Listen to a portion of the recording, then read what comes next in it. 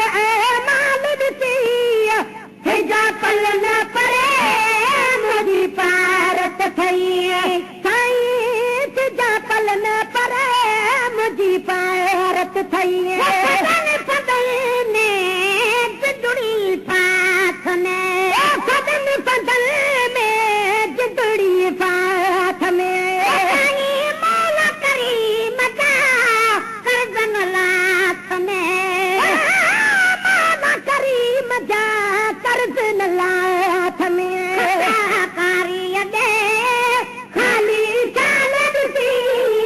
खता कारी दे खाली चाल ॾिसी हेजा पल न परे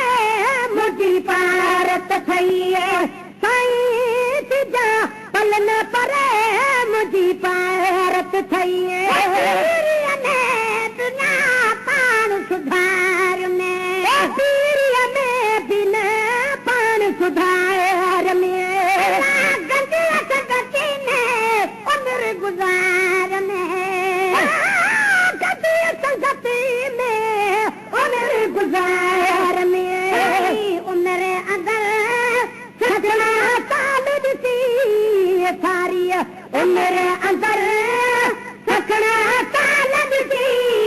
हेजा पल न परे मुंहिंजी पारत थई साईं तुंहिंजा पल न परे मुंहिंजी पारत थई तारी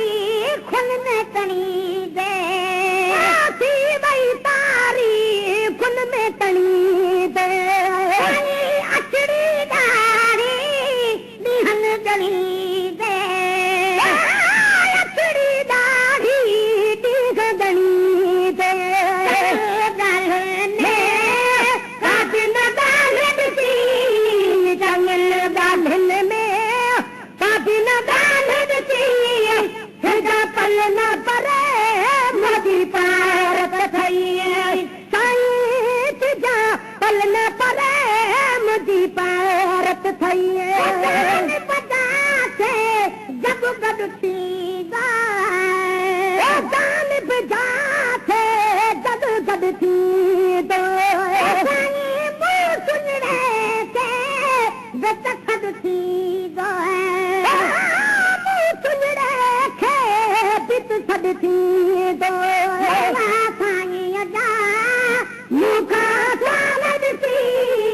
मौला साईं जा मूंखां साल ॾिसी हेजा पल न परे मुंहिंजी पारत थई हेजा पल न परे मुंहिंजी पारत थई साईं तुंहिंजा पल न परे मुंहिंजी पारत थई कख पियो कहीं के कान सठो तो कख पियो कहीं ते आदर जहीते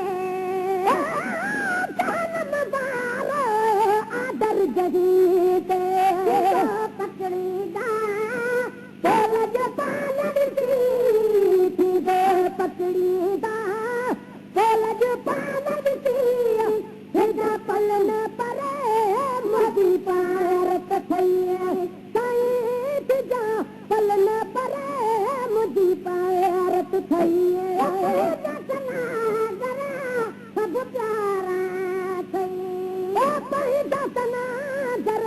सभु प्यारा थई बदकारा थई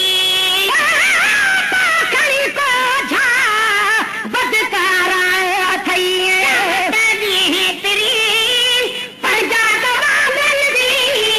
कामत दी है तेरी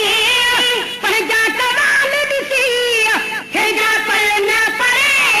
मुंहिंजी पार